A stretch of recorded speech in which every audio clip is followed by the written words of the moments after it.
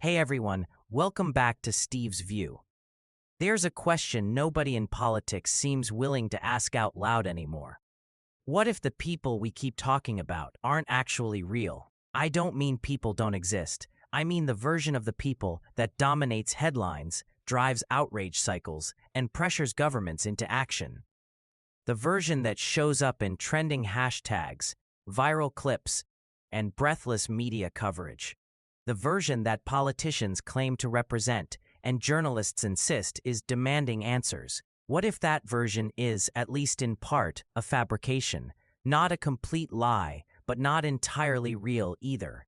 Something in between. A projection, a distortion, a ghost.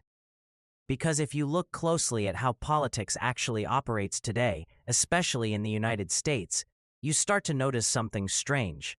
The loudest voices are not necessarily the largest groups. The most visible opinions are not necessarily the most widely held. And the issues that dominate public discourse are often not the ones that matter most to people in their daily lives. Instead, what we're seeing is the rise of something far more unstable and far more powerful, a system where attention, not representation, is the primary currency of power. This is what people mean when they talk about the attention economy. A world where influence is no longer determined primarily by institutions, votes, or even money, but by the ability to capture and direct human focus at scale. And once you understand that shift, everything about modern politics starts to look different. Because in an attention-driven system, reality doesn't need to be fabricated from scratch. It just needs to be amplified selectively. A small group of highly engaged individuals, activists, influencers, media personalities can generate enough noise to simulate mass consensus. Algorithms reward intensity, not accuracy. Emotion, not nuance. Conflict, not complexity. And over time, that noise starts to take on a life of its own. It becomes what we might call a ghost base, a political force that appears massive, urgent, and decisive, but is often far more fragmented, unstable, and exaggerated than it seems. Now, here's where this gets dangerous. Because politicians don't operate in a vacuum. They respond to pressure. And in today's environment, the most visible pressure often comes not from the average voter, but from the most amplified voices online. So if a narrative gains enough traction, if it dominates the conversation long enough, it begins to feel real even to those in power. And once that happens, it starts shaping decisions. Not because it reflects the will of the majority, but because it creates the perception of a majority. That distinction matters more than ever. Think about how quickly narratives can form today. A single clip taken out of context can generate millions of views in hours. A coordinated wave of posts can create the impression of widespread outrage. A handful of influential accounts can push a story into the mainstream before anyone has time to verify it. And by the time corrections come, if they come at all, the damage is already done. Because attention is front-loaded, the first version of a story gets the most exposure. The most emotionally charged version travels the fastest. And once people internalize that version, it becomes incredibly difficult to dislodge.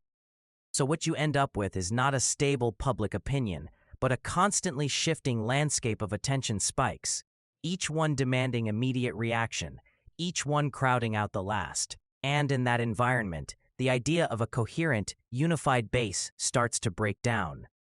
What we call a political base is no longer just a group of voters with shared interests and consistent priorities. It's a moving target, a mix of real people, amplified voices, and algorithmically driven trends. Some of it is organic, some of it is manipulated, most of it is somewhere in between. Now, to be clear, this doesn't mean public opinion doesn't matter. It absolutely does. Elections are still decided by real voters. Policies still have real-world consequences. Economic conditions, cultural shifts, and demographic changes all continue to shape political outcomes in fundamental ways. But what has changed is the interface between the public and power. In the past, that interface was mediated by institutions, parties, newspapers, broadcast networks. There were filters, gatekeepers, and a certain degree of friction. Information moved more slowly, but it was also more structured. Today, that structure has collapsed. Anyone can publish. Anyone can go viral. Anyone can influence the conversation, at least temporarily. And while that has democratized access to information in many ways, it has also created a system where perception can outpace reality, where the appearance of consensus can be manufactured, where intensity can masquerade as scale, and where politicians, operating under constant pressure to respond in real time, can end up chasing shadows. This is especially visible in moments of internal political conflict.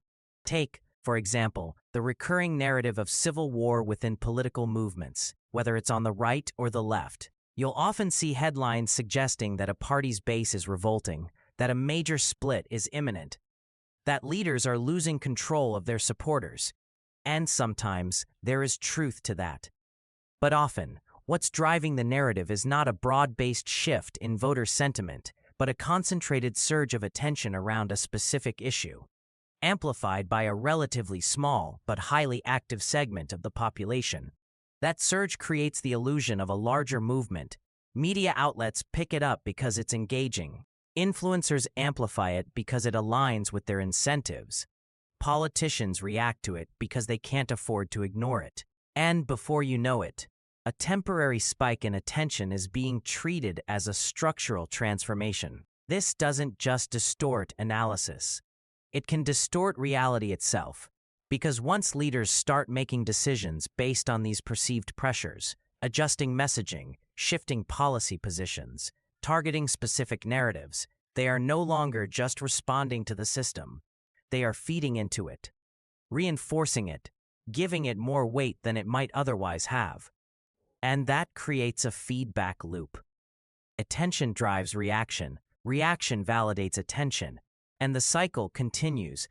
Meanwhile, the silent majority, the people who are less engaged online, less likely to post, less likely to participate in constant political discourse, become increasingly invisible in the process. Not because they don't exist, but because they don't generate the same kind of measurable signals. They don't trend. They don't go viral. They don't dominate the conversation. But they still vote. And this creates one of the central tensions of modern democracy, the gap between visible opinion and actual behavior, between what seems dominant and what actually decides outcomes. And that gap is where the concept of the ghost base becomes most useful, not as a conspiracy theory, not as a dismissal of real concerns, but as a lens for understanding how perception is constructed in a high-speed, attention-driven environment. Because the danger is not just that we might be misreading public opinion. It's that we might be organizing our entire political system around a distorted version of it. When policymakers start optimizing for attention rather than outcomes, when media organizations prioritize engagement over accuracy, when political actors treat every spike in online activity as a mandate, the system becomes reactive, unstable, and increasingly disconnected from underlying reality. And over time, that can lead to serious consequences. Short-term thinking replaces long-term planning. Symbolic gestures replace substantive policy. Polarization intensifies because outrage is easier to amplify than agreement. And trust erodes because people sense the disconnect between what they're told everyone is saying and what they actually see in their own lives. So the question is not whether attention matters. It clearly does. The question is how we interpret it, how we distinguish between signal and noise, how we recognize when a surge in visibility reflects a genuine shift in public sentiment, and when it reflects a temporary distortion driven by the mechanics of the platforms we rely on. That requires a different kind of literacy.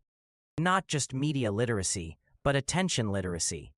An understanding that what we see is not always what is most important, that what is most amplified is not always what is most representative, and that in a system designed to reward engagement above all else, the loudest voices will often be the most extreme, the most emotional, and the least reflective of the broader population.